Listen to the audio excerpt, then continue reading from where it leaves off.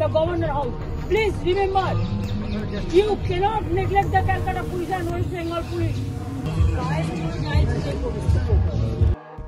Republic ডেতে রাজভবনে চা চক্রের আসরে যোগ দিতে গিয়ে তীব্র ক্ষোভ প্রকাশ করলেন মুখ্যমন্ত্রী মমতা বন্দ্যোপাধ্যায়।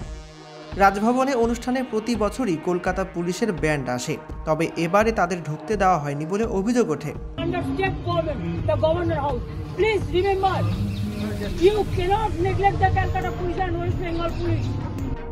সবটা শুনে নিজেই বাইরে গিয়ে তদারকি করেন মুখ্যমন্ত্রী।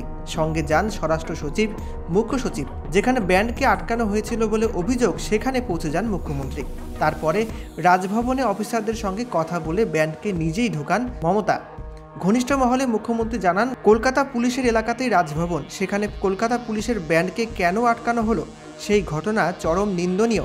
এদিনের অনুষ্ঠানে যাবতীয় খরচ বহন করেছে রাজ্য সরকার। আতিথেয়তা গ্রহণ করেন রাজ্যপাল। সেখানে দাঁড়িয়ে কেন কলকাতা পুলিশের ব্যান্ডকেই ঢুকতে দেওয়া হচ্ছে না? শেষমেশ মুখ্যমন্ত্রীর হস্তক্ষেপে পুলিশের ব্যান্ড ভেতরে ঢুকতে পারে। মুখ্যমন্ত্রীর নির্দেশ মতো ব্যান্ডও বাজায়।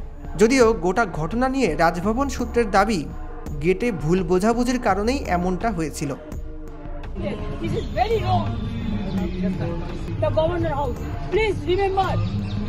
You cannot neglect the Calcutta police and West Bengal police.